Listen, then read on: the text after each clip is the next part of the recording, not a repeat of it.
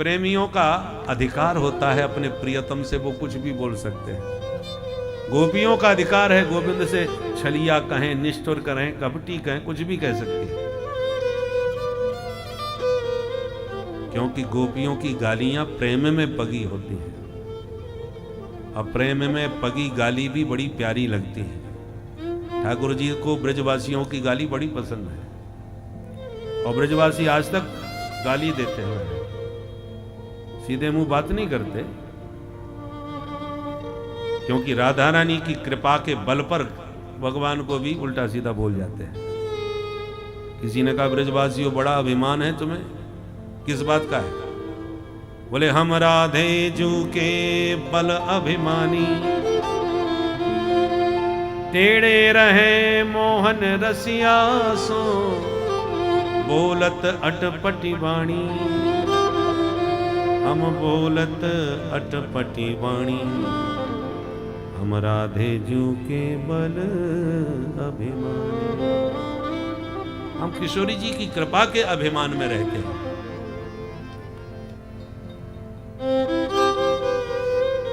वैसे कोई गाली दे तो आप लाल पीले हो जाओगे, परंतु समधिन के यहां से जब गाली आती है तो समधी जब भोजन करने बैठते हैं तो भोजन कम खाते हैं, गाली ज्यादा खाते हैं और मुस्कुराते भी हैं गाली खा के, क्योंकि वो गालियां प्रेम में पगी होती हैं।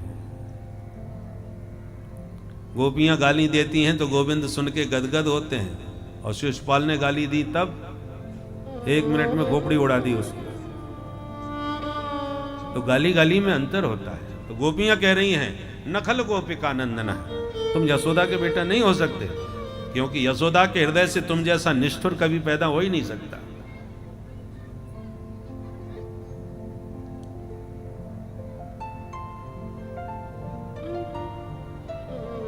गोपियां कहती हैं प्यारे, हमारे हृदय में दोष आ गया, ये तो हमें समझ में आया, अहंकार का दोष आया, पर अहंकार का विष यदि हमारे हृदय में व्याप्त हो भी गया तो आपके पादारविंद तो विष शमन करने की दिव्य औषधि है। हमने अपनी आंखों से देखा था। फाणे फणार्पितम ते पदाम्बुजम कृणकुचे सुना कंद हृच्छय। कारी की फनाली पर जब आप ताता थैया करके नाचे तो विषधर का विष बमन करा दिए। तो जो आपके पादारविंद काली का विष दूर कर सकते हैं, वो हमारे हृदय का दोष दूर नहीं करेंगे क्या? ये पादारविंद आप हमारे हृदय पर स्थापित कर दीजिए तो भीतर के सारे दोष हमारे दूर हो जाएंगे। मानो प्रभु ने पूछा, देवियों, प्रेमी तो वो होता है जो प्रियतम के विरह में प्राण ही त्याग दे। देखो महाराज दशरथ का प्रेम, राम जी लौट के नहीं आए तो राम राम कह के प्राण ही त्याग दिए, इसको कहते हैं प्रेम। और तुम इतनी देर से रोती भटकती फिर रही हो, एक के भी प्राण नहीं निकले, कैसा प्रेम है? तो गोपियों ने इसका जवाब दिया कि प्यारे, हमने तो प्राणों को त्यागने का भरपूर प्रयास किया, पर बाबरे प्राण ही नहीं निकल रहे।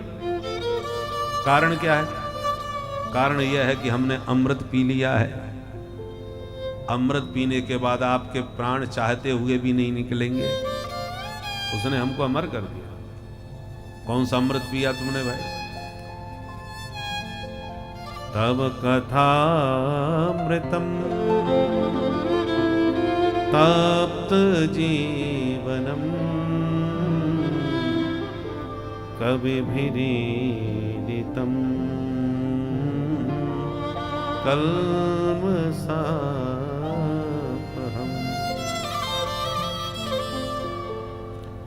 श्रवणमंगलम श्रीमदाततम्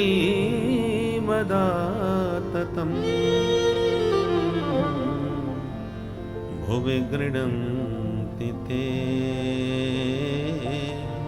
भूरिदा।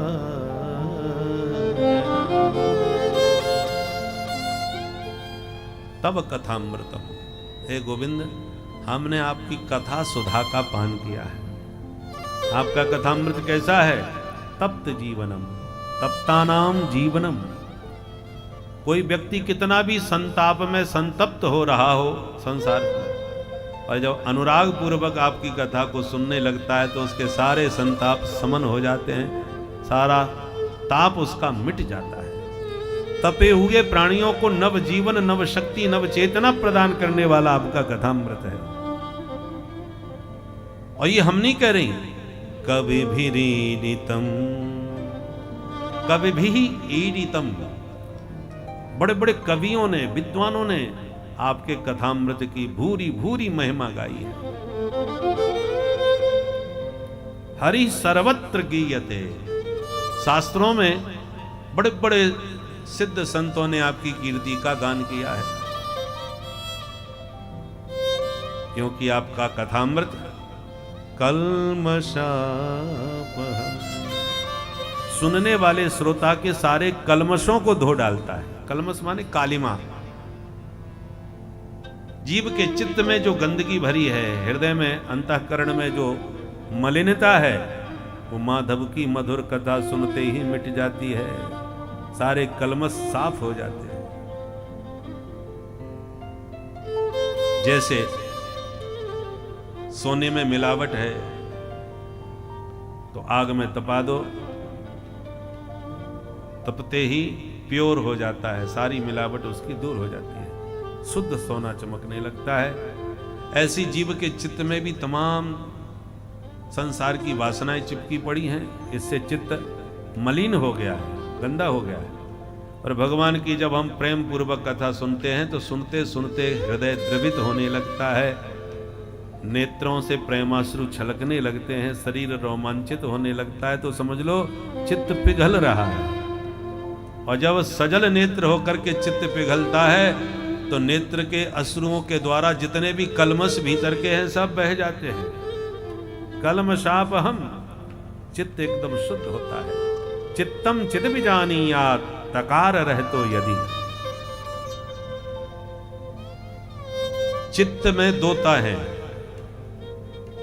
और चित्त में एक, चित्त माने ज्ञान, चित्त परमात्मा का स्वरूप है, सच्चिदानंद रूपा, सतचित आनंद, ये परमात्मा का स्वरूप है।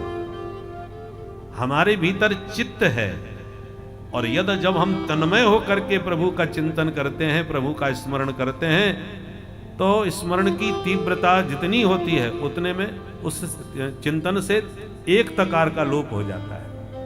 चित्त में से एक तकार पिघल जाता है, निकल जाता है, तो फिर क्या रह जाता है? चित्त। हमारा चित्त ही चिदानंद बन करके स्थित हो जाता है। तो भगवान की कथा तो चित्त को भी चिदानंद बनाने वाली है। कल्मषापहम्, जितने कल्मश इस चित्त में भरे हुए हैं हरि कथामृत की द्रवता से निकल जाते हैं। बाग गदगदा द्रवते यस्य चित्तम, कंठावरोधन होकर के चित्त द्रवित होता है तो सारे कल्मश बह जाते हैं और देर नहीं लगती। देखो जितने भी शुभ कर्म हैं आज करोगे, जन्मांतर में वर्षों बाद कभी उसका फल मिलेगा, तत्काल फल नहीं मिलता कि यज्ञ किया और तुरंत फल मिला।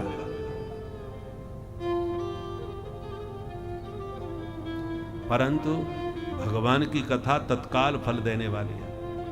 श्रवण मंगलम, श्रवण किया नहीं कि तत्काल जीव का मंगल हुआ, नहीं, देर नहीं, श्रवण करते ही उसका मंगल हो जाता है श्रोता का। ब्रज गोपियां कहती हैं, प्रभु हमने बहुत दानी देखे, कोई अन्न दान, कोई वस्त्र दान, कोई गौ दान, कोई भूमि दान करता है। दान की बड़ी महिमा है। और गोपियां कहती हैं सबसे अधिक महादानी हमारी दृष्टि में वो है जो हरि कथामृत का दान करा के, हरि कथा सुना करके श्रोता के हृदय में हरि को ही स्थापित कर देता है। प्रविष्टः कर्ण रंध्रेण, कान के द्वारा सुना सुना के कथा गोविंद को ही हृदय में उतार देता है। उससे बड़ा महादानी दुनिया में दूसरा कोई नहीं हो सकता। वो विगृणन्ति ते भूरिदा जना, इसलिए ब्रज गोपियां कहती हैं जो आपकी कीर्ति का गान करते हैं, हमारी दृष्टि में उनसे बड़ा भूरिदा, हमारे बहुत दान करने वाला दूसरा कोई नहीं।